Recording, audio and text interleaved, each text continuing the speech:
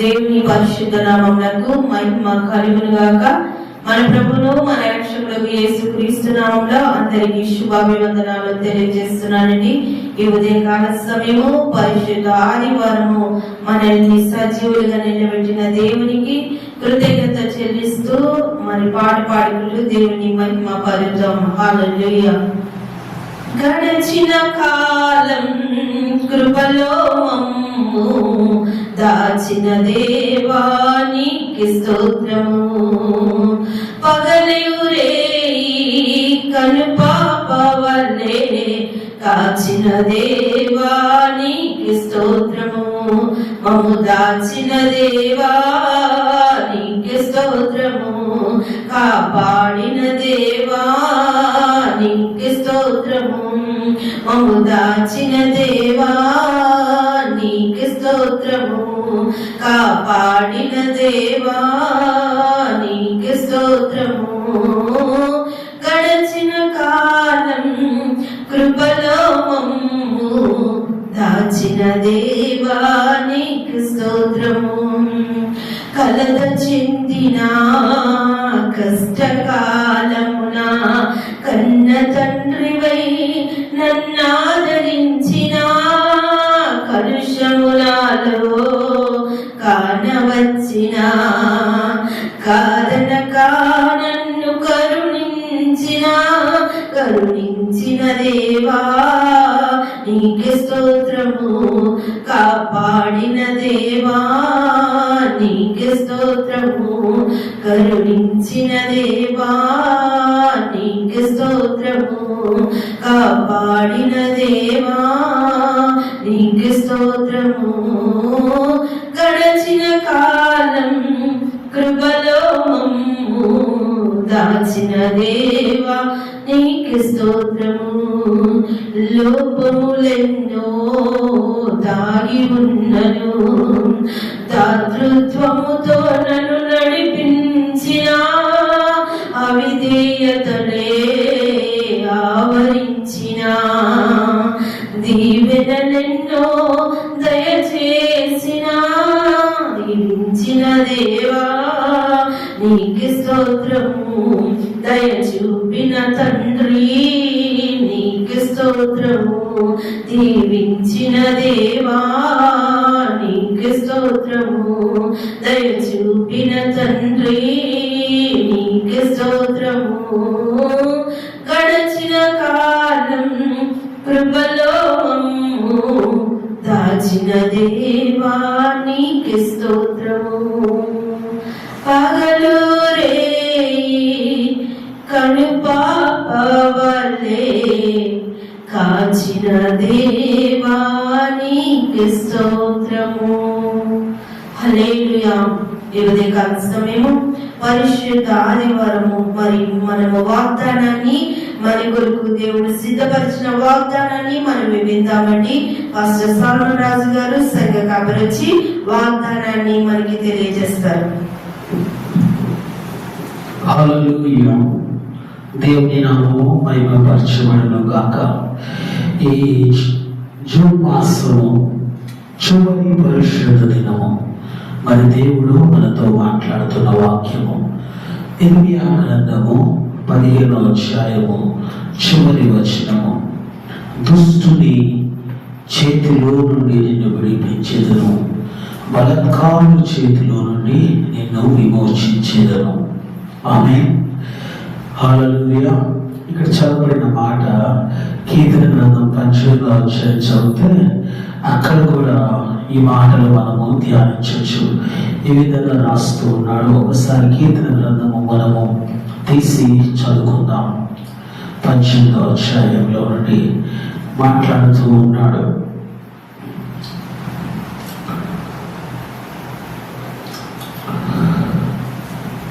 పదిహేడవ వచనం. బలవంతులకు పగవారు నన్ను ద్వేషించేవారు నాకంటే బలిష్ఠులై ఉండగా వారి వర్షం నుండి ఆయన నన్ను రక్షించెను. ఆమేన్. హల్లెలూయా. ఇక్కడ రాయబడిన మాటకు అక్కడ రాయబడిన మాటకు చిన్న వ్యత్యాసం ఉంది. మీరు గమనిస్తే అక్కడ విమోచించను అని రాయబడింది ఇర్మియా గ్రంథంలో, ఇక్కడ రక్షించెను అని రాయబడి ఉంది. హల్లెలూయా. అక్కడ ఏమంటే దుష్టుల చేతిలో నుండి, అలానే బలత్కారుల చేతిలో నుండి అని రాస్తూ ఉన్నాడు. ఇంకా మనము కీర్తన 10:18 చదివితే అక్కడ మరొక మాట అంటున్నాడు. మరొకసారి గమనిస్తే 4వ వచనంలో, మరణ పాశములు నన్ను చుట్టుకొనినను, భక్తిహీనుల వద్ద పొర్లు వలె నా మీద బెదిరింపగను, పాతాళపు పాశములను అరిగట్టగను, మరణపు ఉరుములు నన్ను ఆవరింపగను. హల్లెలూయా. నా శ్రమలో నేను యెహోవాకు మొరపెట్టి తిని, నా దేవునికి ప్రార్థన చేసి తిని, ఆయన తన ఆలయంలో ఆలకించి నా ప్రార్థన అంగీకరించెను. నా మొర ఆయన సన్నిధి చేరి ఆయన చెవుల చుచ్చెను. అప్పుడు భూమి కంపించి అదిరెను, పర్వత పునాదులు వణికెను. ఆయన కోపింపగా అవి కంపించెను. ఆమేన్. దేవుడు అన్నాడు, నేను నీ ప్రార్థన ఆలకించి భూమిని నేను కంపింప చేయబోతున్నాను. పర్వతములు పునాదులు వణకబోతున్నాయి. ఆయన కోపిస్తే అవి ఏమవుతున్నాయి చెప్పండి? కంపించబడుతూ ఉన్నాయి. హల్లెలూయా. దుష్టుల చేతిలో నుండి విడిపించేవాడు ఆయన, బలత్కారుల చేతిలో నుండి విమోచించేవాడు ఆయన. ఆయన అంటున్నాడు ఇక్కడ 15వ వచనంలో, మా బలవంతులకు పగవారు ద్వేషించువారు పట్టుకోవడాన్ని చూసినప్పుడు వారి చేతిలో నుండి, వారి వశములో నుండి నిన్ను రక్షించువాడు ఆయన. ఈ కాలం ఈ పరిశుద్ధ దినమందు నువ్వు భయపడుతున్నావా? నువ్వు బాధపడుతున్నావా? నువ్వు దుఃఖంతో వేదనతో కృంగి ఉన్నావా? నన్ను ఎవరు విడిపిస్తారు, నన్ను ఎవరు విమోచిస్తారు, నన్ను ఎవరు రక్షిస్తారు అని నువ్వు ఇంకా దిగులుతో కృంగిపోతున్నావేమో. దేవుడు ఇదే కాలం నీతో మాట్లాడుతూ ఉన్నాడు. దేవుడు ఇదే కాలం నీకు వాగ్దానం ఇస్తూ ఉన్నాడు. నేను నిన్ను విడిపించువాడను, నేను నిన్ను విమోచించువాడను, నేను నిన్ను రక్షించువాడను అంటున్నాడు. ఆమేన్. ఇంకో వాక్యం చదివి ధ్యానిద్దాం. 1 యోహాను పత్రిక 3వ అధ్యాయము 8వ వచనం చివరి భాగము. అపవాది యొక్క క్రియలను లయపరచుటకే దేవుని కుమారుడు ప్రత్యక్షమాయను. ఆమేన్. ఇప్పుడు దేవుని కుమారుడు ప్రత్యక్షమై నీ జీవితంలో సాతాను కాని క్రియలన్నిటినీ లయపరచబోతూ ఉన్నాడు. ఆమేన్. దుష్టుల చేతిలో నుండి అంటే, దుష్టుడంటే ఎవరు? సాతాను వాడు. ఆయన చేతిలో నుండి ఆయన నిన్ను విడిపించబోతున్నాడు. దుష్టుడు వచ్చి వాని క్రియలు నీ మీద ప్రభావం చూపిస్తూ ఉన్నాయి. నీ కుటుంబం మీద వాని శక్తి, వాని ప్రభావం నీ మీద పనిచేస్తూ ఉంటే, దేవుని కుమారుడు ప్రత్యక్షమై నిన్ను నన్ను ఏం చేయబడుతున్నాడు? విడిపించబోతూ ఉన్నాడు. అంటే వాని క్రియలన్నిటిని లయపరుస్తాడు. ఆమె అంటే వాటినన్నిటినీ నాశనము చేస్తాడు, నశింప చేస్తాడు. హల్లెలూయా. దుష్టుని నశింప చేసిన తర్వాతనే నీకు విమోచన కలుగుతుంది. దుష్టుని క్రియలను లయపరిచిన తర్వాతనే నీకు విడుదల కలుగుతుంది. దుష్టుని పూర్తిగా సర్వనాశనం చేసిన తర్వాతనే నీవు రక్షించబడతావు. హల్లెలూయా. అంటే బలవంతుడిని నాశనం చేయకుండా ఆ బలవంతుని చేతిలో చిక్కుకున్న వారిని రక్షించడము ఏం కాదు, సాధ్యం కాదు. ముందు ఏం చేయాలి? ఆ బలవంతుడిని పడగొట్టాలి, ఆ దుష్టుడిని పడగొట్టాలి, వాడి శక్తులను, వాడి క్రియలను పడగొట్టాలి. అటు తర్వాత వాడి బంధకములో, వాడి సంఖ్యలలో, వాడి ఏమంటారు కబంధ హస్తకాలలో చిక్కుకున్న వారిని విమోచించాలి. ఆమేన్. దేవుడు నేను ఏం చేస్తానంటున్నాడు? వాడి కబంధ హస్తాల్లో నుండి నేను విడిపిస్తానంటున్నాడు. వాడిని ఏం చేశాడు? నేను చుట్టుకున్నాడు. నిన్ను వర్షించుకున్నాడు, వాడి వర్షంలో నీవు ఉన్నావు, వాడి బంధకాల్లో నీవు ఉన్నావు. దేవుడు ఏం చేస్తున్నాడు?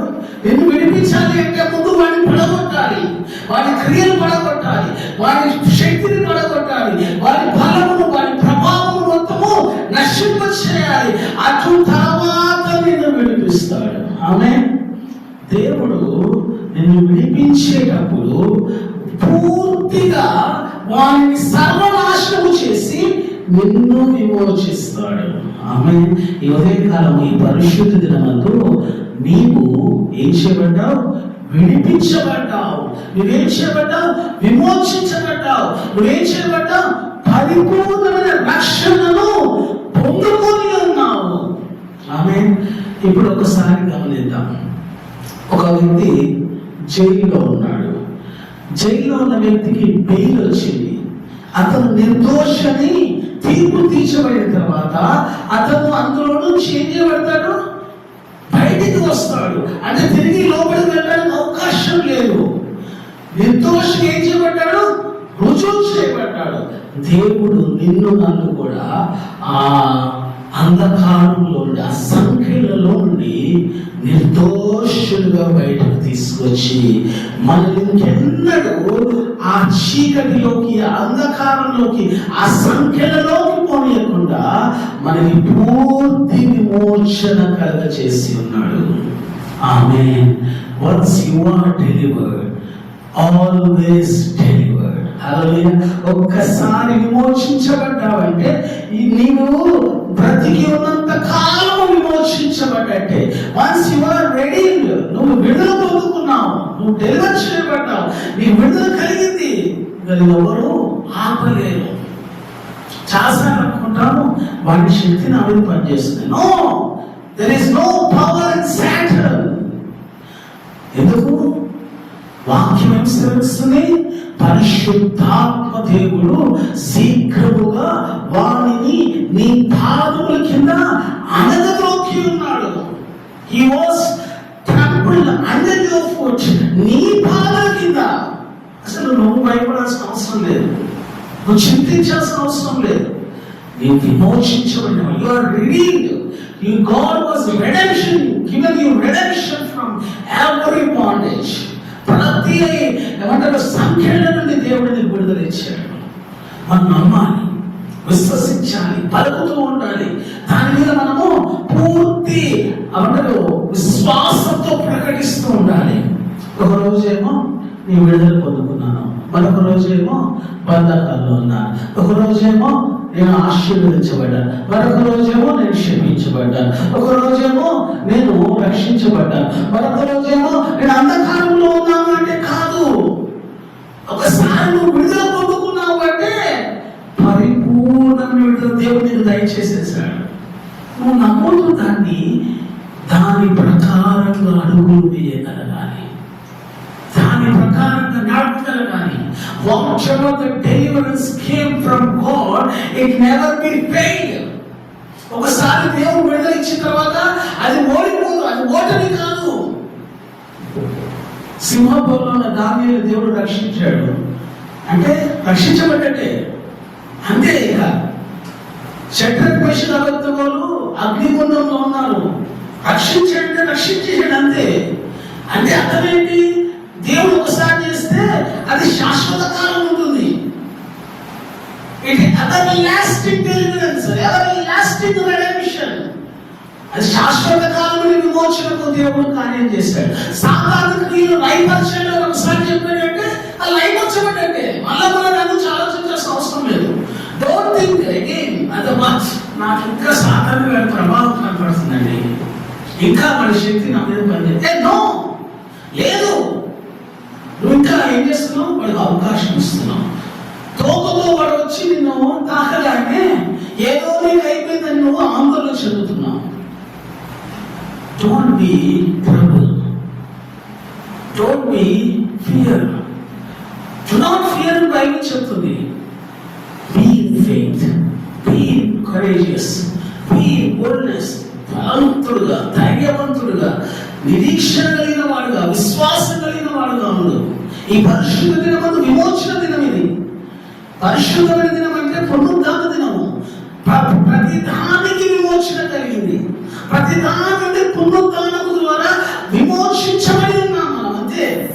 ద గ్రేట్ మిరకిల్ ఏంటంటే పునరుద్ధాన దినం. The resurrection day is the greatest miracle in the world. ప్రపంచంలో అటువంటి దినం లేదు, రాదు కూడా. చనిపోయిన వ్యక్తి తిరిగి లేచిన దినము. అటువంటి దినంలో నువ్వు ఉన్నప్పుడు నువ్వు ఎలా నమ్మాలి? ఎలాగ దేవుడు స్తుతించాలి? ఎలాగ దేవుడి సన్నిధిలో నువ్వు ప్రార్థన చేయాలి? Just be faith, walk in faith, live in faith. ప్రార్థన చేద్దాం. పరిశుద్ధుడా మా ప్రియ పరలోకపు తండ్రి, ఈ ఉదయ కాలంలో మాట్లాడిన మాటలు బట్టి వందనాలు, సత్యమును బట్టి వందనాలు, జీవను బట్టి వందనాలు, శ్రేష్టమైన భాగమును బట్టి వందనాలు. దుష్టుల చేతిలో నుండి విడిపించిన వాడు, బలకారుల చేతిలో నుండి విమోచించిన వాడు ప్రభా తండ్రి, బలవంతుల చేతిలో వర్షములో నుండి ప్రభా వాడి సంఖ్యలలో నుండి మమ్మల్ని రక్షించిన వాడు. Yes, Lord, you have delivered us from every bondage and clutches from the satanic power, Lord. You break down the satanic power, Lord. You totally you destroyed the devil's work, Lord. You సాతాను యొక్క క్రియలు లయపరిచి ఉన్నానని లేఖనాలు స్పష్టంగా చెప్తున్నావు. దాన్ని నమ్మిన వారని, దాని యందు ఆ మాట యందు విశ్వసించిన వారని, ఆ మాట ప్రకారం జీవించే కృపను మాకు దయచేయండి. విన్నవారి జీవితంలో ఒక నూతనమైన అభిషేకము, నూతనమైన ఆత్మకార్యం జరిగి వారు అటువంటి విశ్వాసం అడుగులు పెట్టడానికి సహాయం చేయండి. మీరు మహిమ పొందండి. ఈ పరిశుద్ధ దినము, పునరుద్ధాన దినమందు నువ్వు చేసిన గొప్ప ఆ మెరకల్ని మేము జ్ఞాపకం చేసుకుంటూ, అటువంటి మెరకల్ మా లైఫ్ లో ఇంత ముందు కానీ రాబోతున్న కాలంలో చూడలేదని గ్రహించిన వారమై దాన్ని స్మరించుకుంటూ ఆనందిస్తూ సంతోషిస్తూ ఉల్లసిస్తూ నీ మందిరంలో నేను స్తుతించే కృపను దయచేయమని యేసు పరిశుద్ధ నామములో అడుగుచూ వేడుకొనుచున్నాము మా ప్రియ తండ్రి. ఆమేన్. అందరికీ ప్రైజ్ ది లార్డ్. ఈరోజు పరిశుద్ధ దినము. ప్రతి ఒక్కరు మందిరానికి వచ్చి ప్రభువును స్తుతించాలని ఆహ్వానిస్తున్నాను. హెవెన్ లైట్ మినిస్ట్రీస్ నారపల్లి ప్రాంతంలో సంఘ ఆరాధన అవుతుంది. ప్రతి ఒక్కరు వీళ్ళున్న వాళ్ళందరూ రావాల్సిందిగా మీ ప్రేమగా ఆరాధిస్తున్నాను. Thank you.